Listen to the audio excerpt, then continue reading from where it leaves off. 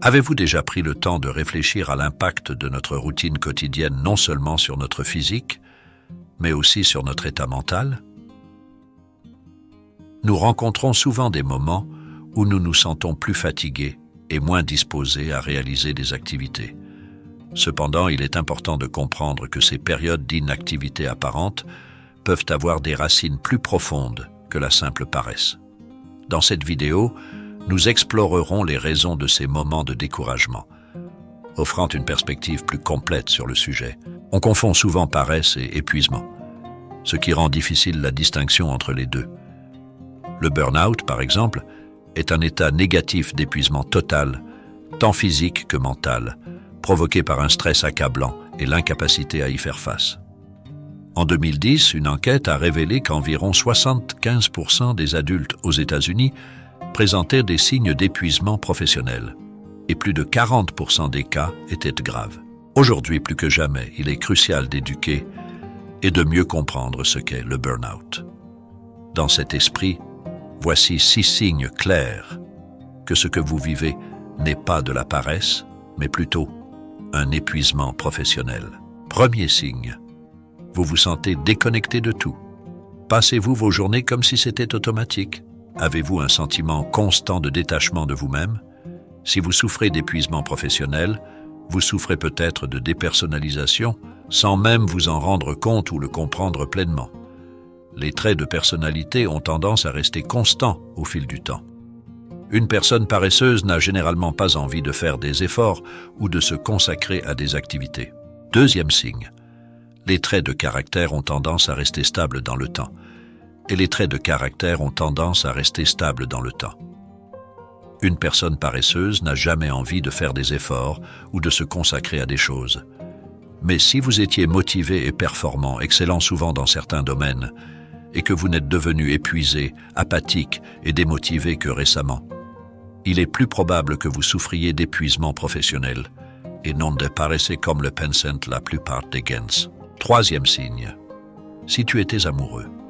Une différence évidente entre quelqu'un qui est épuisé et quelqu'un qui est paresseux est que le premier avait des choses qui le passionnaient, mais qu'il peut maintenant avoir du mal à trouver de l'intérêt ou du plaisir. Quatrième signe, vous devenez maussade et irritable. Vous vous retrouvez soudainement de mauvaise humeur et facilement irritable.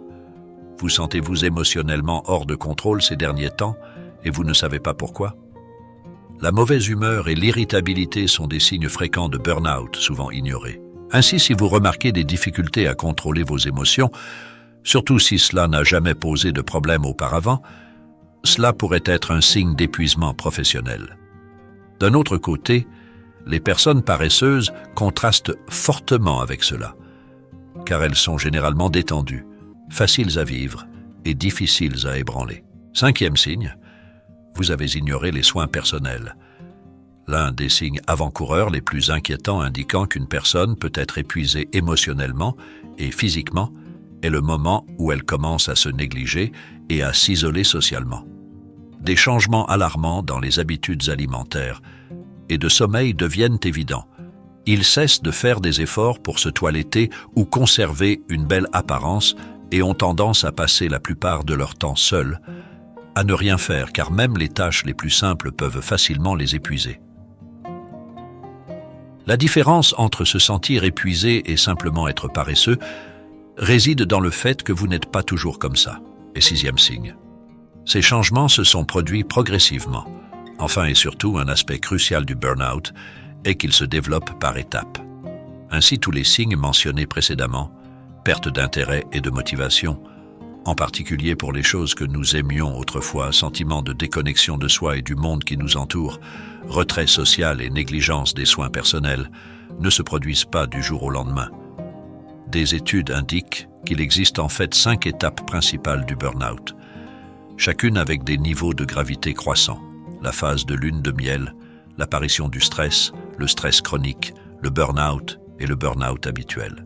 De nombreuses personnes commencent à ressentir des symptômes au cours de la deuxième phase, lorsque le niveau de stress est encore modéré, mais que l'optimisme, l'intérêt, la motivation et les performances commencent à décliner. Au moment où vous atteignez la 5e et dernière étape, L'épuisement professionnel est déjà profondément ancré dans votre vie, rendant la fatigue physique et mentale persistante plus intense et plus difficile à gérer. Cela augmente également la vulnérabilité au développement de la dépression et de l'anxiété. Reconnaître les signes tôt permet de demander de l'aide et de se rétablir plus facilement.